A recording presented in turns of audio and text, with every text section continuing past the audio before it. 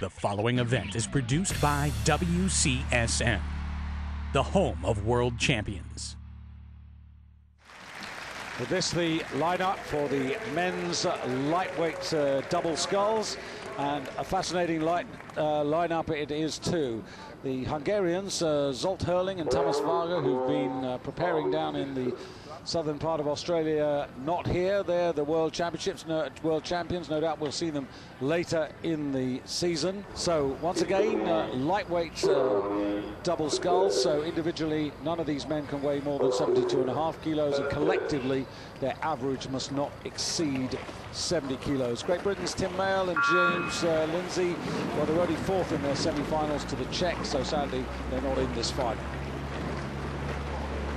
There we have Elia Luini, who used to row in the bow seat behind Pettinari, but he's now gone to stroke, just exactly as in the heavyweight doubles, open-weight doubles. Adrian Hardy has gone to stroke, the Olympic champion, and it's Marcello Miani and Elia Luini in lane 3 who have their bow ball in front, being chased very hard by the Russians on one side and Germans on the other.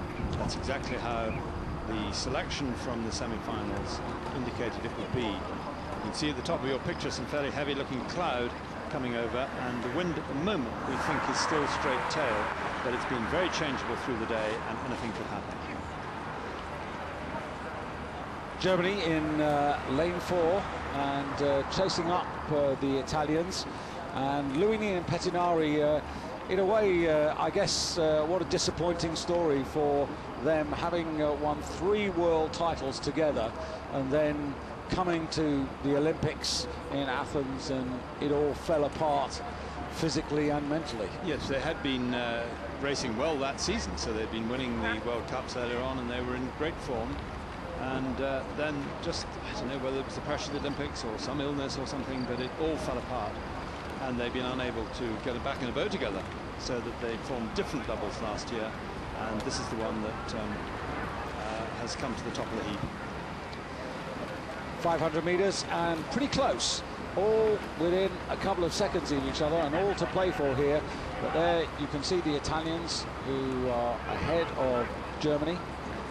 The two Germans, Jörg Ledig from Ratzeburger, 26 years of age, and Manu Bremer, who'll be 28 next Thursday, 1st of June, a couple of days before the Derby. Well, I'm not sure he's thinking about that right now. He's having a look to see what horses are pumping along next door to him at this very minute.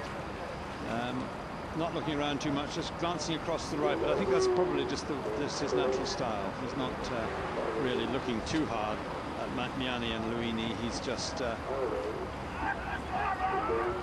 inclined to look that way. Mostly you know what's going on around you by peripheral vision and not by looking directly across. I had a little chat with Mirka Napkova, who came through Sophie Balmary of France to take the silver medal in the women's singles. And I said, you were not looking at Balmary, but Balmary was looking at you, and you won the race. And you won that particular tussle. And she said, yes, I did. I never look out, I just feel where the other scullers are. And that's critical. And Balmary, by taking her head out of the boat and looking across, both unsettled herself and weakened her mental resolve.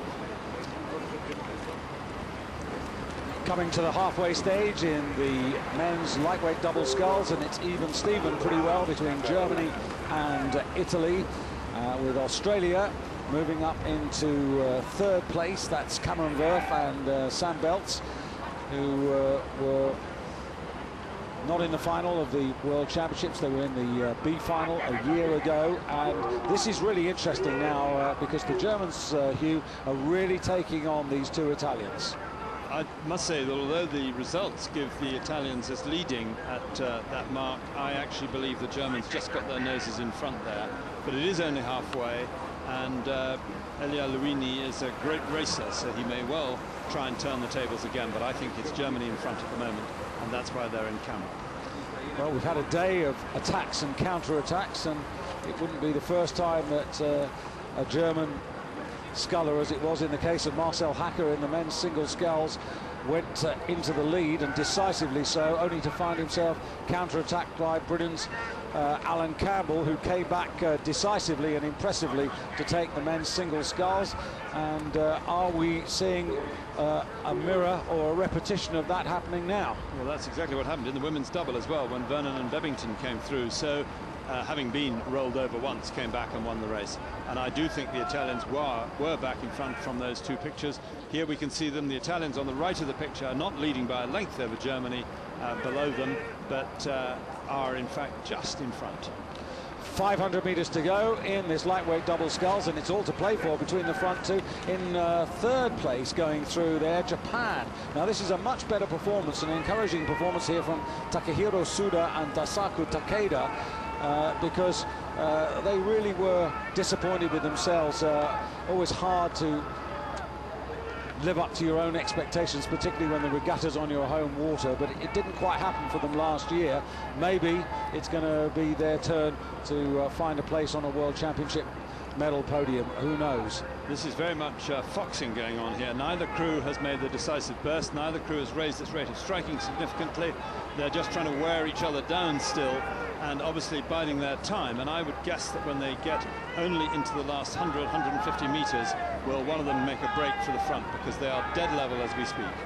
250 meters, they're through there in the lightweight double sculls. Elio Luini looks around there with Marcello Niani to have a look at the Germans, who are immediately to their left.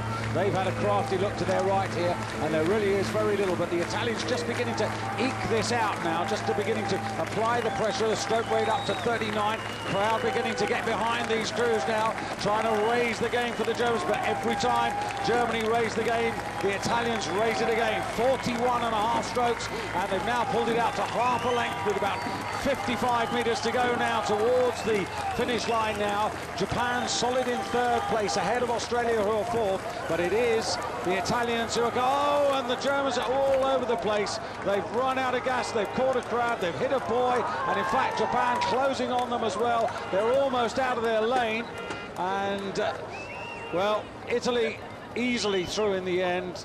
Germany survive and hold on to second place, and then it'll be Japan in third place. Well, Hugh, I'm just watching the umpire at the moment, David, to see that he does go. He is going to put the white flag up, which shows that it was a good race as the last crew crosses the line. But the Germans did cross out of their lane and went into five, but they could not be said to have impeded the Japanese Takehiro Suda and Dasaku Takeda, who were too far behind to be impeded. But if they'd been close, that would have been a disqualification. Let's just have a look at this again here. Well, unfortunately, they're not showing us the most interesting part. They don't show us where he loses it, they just show that he has lost it. Yeah. What happens is that your forearms begin to stiffen up, and as you get under pressure, and when the Italians were going through, the Germans were definitely under pressure, and he just got into a complete tangle. But what you can't do is pick it up and start cleanly, because your forearms are already seized up there, and that was the problem. See some good quadricep muscle examples there from Elia Luini as he comes up to the finish and takes that gold medal in the first World Cup over Germany in lane 4. Yeah, so the task at the end made all that much easier by the problems that the Germans encountered. But it is to confirm the result here. Italy take the lightweight double sculls. Official result ahead of Germany, with Japan third. This event was produced by WCSN, the home of world champions.